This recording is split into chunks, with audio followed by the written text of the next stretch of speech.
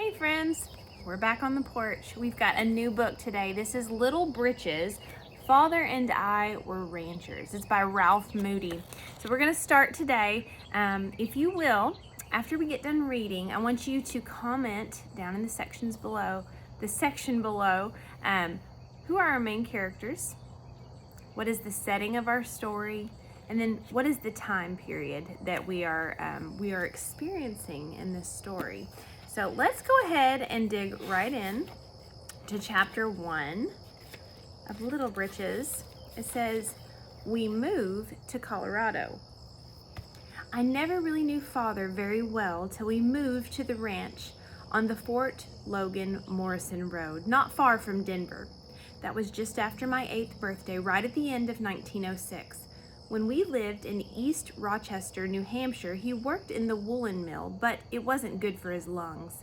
He was sick in bed the winter before we moved, the one after Hal was a year old.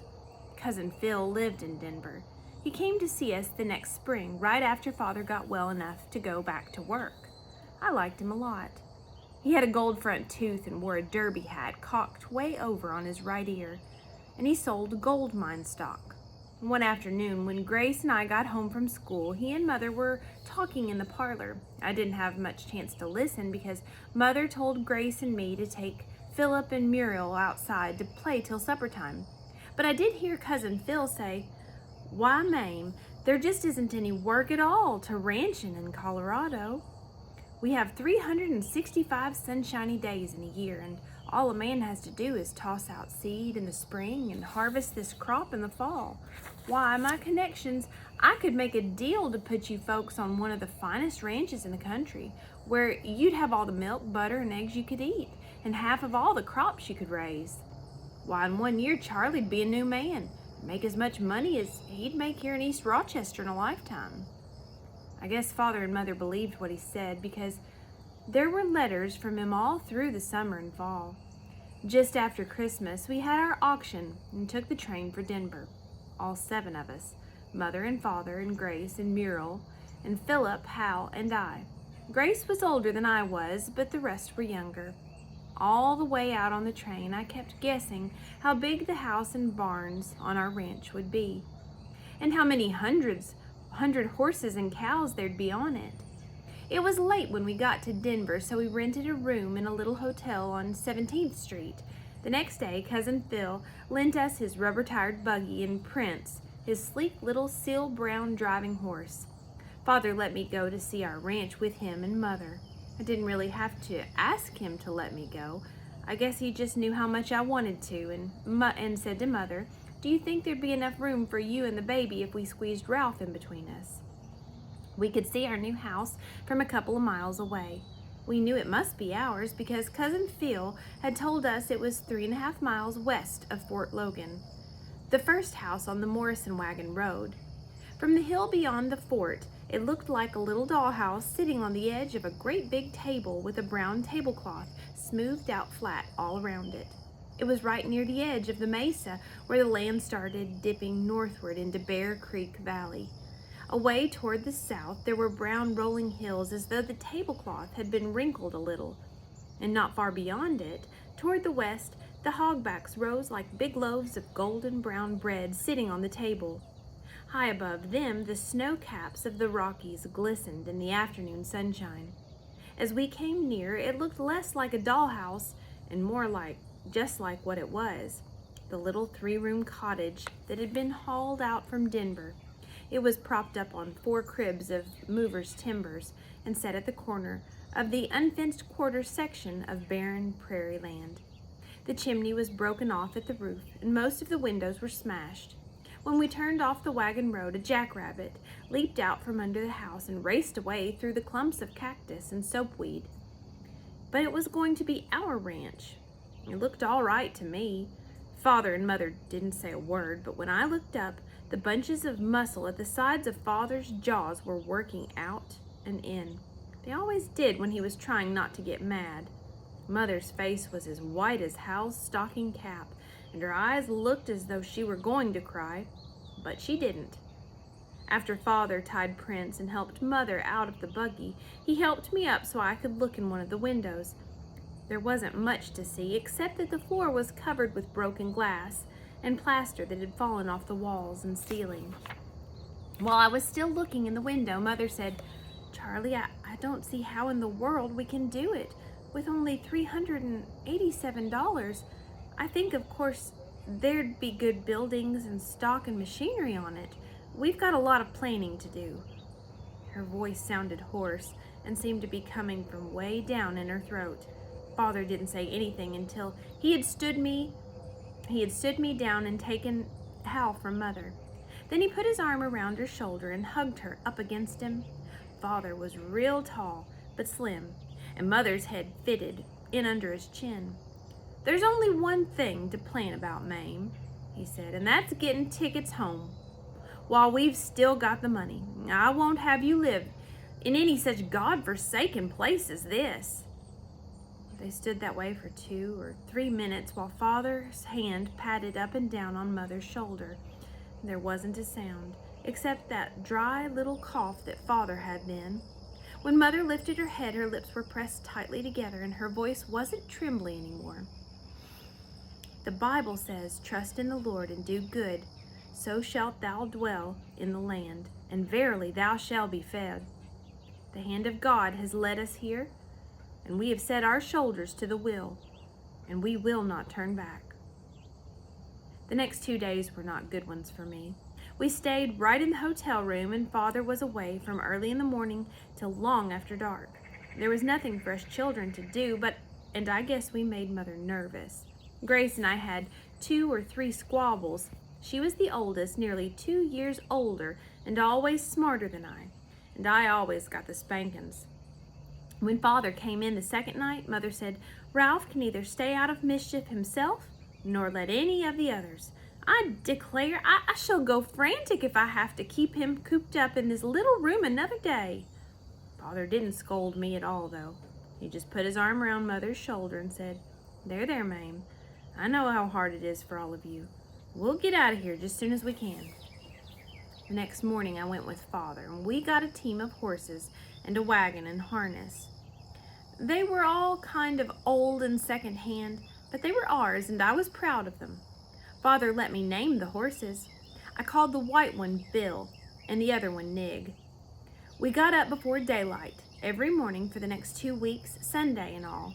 First, we'd pick up any of the bargains Mother had found for the house, then buy second-hand lumber, plaster, glass, and other things we needed on our way out to the ranch. And Father would never stop working till it was so dark that he couldn't see to drive a nail. He got a man to come and help him dig the well, and some days Cousin Phil drove out and worked on the barn with us. It just had 3 sides and a corrugated iron roof. By Thursday night, the barn was all finished, and Father had built a new chimney, patched the places where the plaster had fallen off, put glass in all the windows, and made front and back steps for the house. My part of the job was to sweep up all the broken glass and plaster, and pile up all the little pieces of board beside the back steps. There was nothing left to build but the privy. It was just 5 o'clock when Father and I drove up to the depot platform Friday morning. After the baggage man had found our 2 trunks, we went around to the hotel and picked up everything we wouldn't need for one more night in the room. We had to tiptoe in to get the things because all the other children were still asleep in the shakedown. I hadn't seen any of them while they were awake since the Sunday before.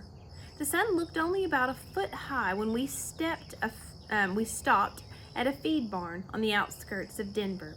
Father bought a sack of oats and 4 bales of hay there, and we fed the horses. While they were eating, we went to a little store up the street, and Father bought a pail of milk and a whole custard pie. We ate it sitting on the curb beside our wagon. Father knew just how to buy a good breakfast.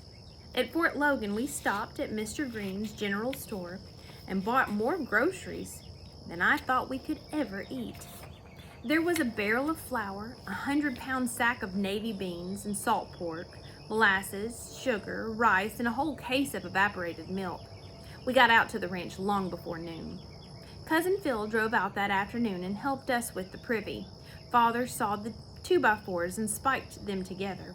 Then while he was making the door and the seat, Cousin Phil cut boards and nailed them on the sides and roof. He cut some of them too long and some too short. After a while, he tossed the folding ruler over to Father and said, "This confounded ruler isn't accurate, Charlie." Father folded the ruler up, put it in his pocket. He didn't say anything till Cousin Phil had gone for another board. Then he said to me, "If you just remember to measure twice and saw once, you'll get along all right." The last thing we did was to tie Bill and Nig in the new barn. And Father hung the harness on spikes he'd driven high up on the barn wall. He said that was so the coyotes couldn't gnaw on them during the night. The sun had gone down, and the whole sky beyond the mountains looked as though it were on fire. I looked back at our ranch as Cousin Phil drove us into Denver, and I wouldn't have traded it for anything else on earth. A narrow gauge spur of the Colorado and Southern left to the main line at Petersburg Junction. Then followed Bear Creek to Fort Logan, where it climbed to the tableland and ran west to Morrison. It was a single-track line and crossed the center of our ranch. There were no passenger trains, but one freight each day had a passenger car hooked on the end of it. We were all down at the depot early Saturday morning, and Father asked the conductor if they would stop the train so we could get off on our own place. As we were climbing down, the engineer blew 3 sharp toots on his whistle, and we all looked toward where he was pointing at something on the track ahead. A quarter of a mile west, there was a deep gulch where, after storms, water from the hills had cut the land away and running off the creek. The railway crossed it on a high trestle, and something that looked to me like a big black whale was floundering around in the middle of it. Father ran toward the front of the train, and I ran after him. The engineer cupped his hands around his mouth and shouted, "Horse through the trestle, is it yours?" Father motioned for Mother to go to the house as he swung upon the engine, but he could run so much faster than I that the train started moving when I was at the back end of the first box car. After going everywhere Father had for the last couple of weeks, I didn't want to be left behind then, so I grabbed hold of the foot rods and pulled myself up.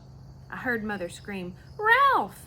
but I held on tight, and the train didn't stop till it got to the trestle.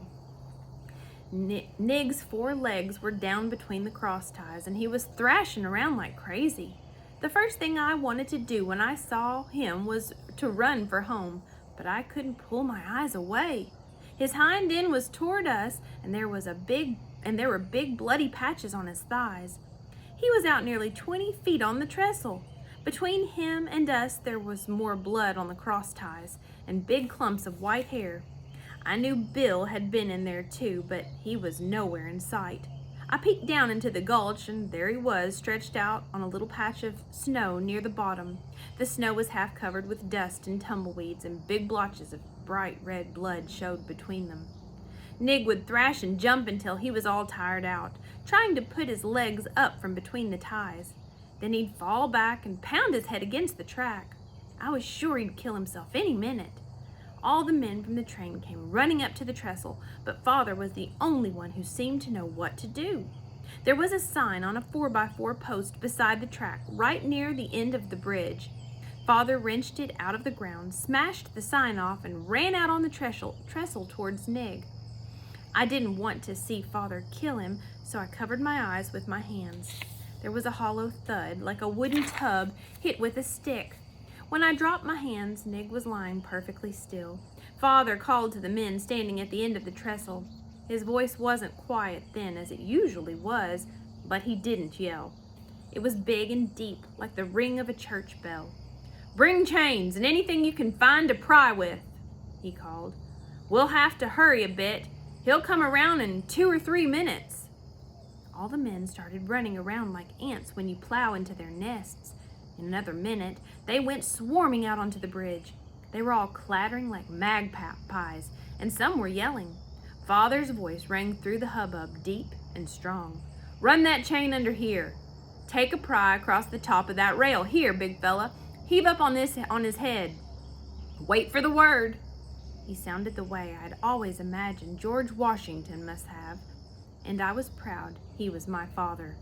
I saw him crouch with his back against Nig's hind end. He pulled the long tail over his shoulder and cried, "Up!" Nig's legs came up through the ties with a rush. He must have come to at the very second they got him up. He thrashed and the men jumped away from him. In another second, he toppled over the side of the trestle. There was a dull thud when he landed. It was then I realized my pants were wet. Father vaulted over the side of the trestle near our end and disappeared into the gulch. I didn't dare to look down. In a minute or two, his voice came up. "No broken legs, and they're breathing well. I think they'll make out all right, thanks."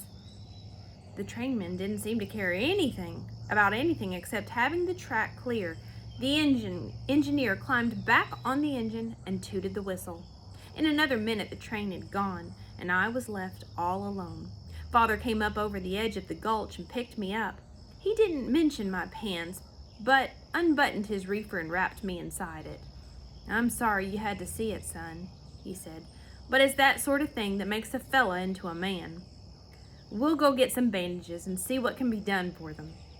Carrying me to the house, he said, "Sometimes these things seem awful hard to take, but maybe they all happen for the best. Now, you children will know that bridge is dangerous. It might have been one of you that fell off it."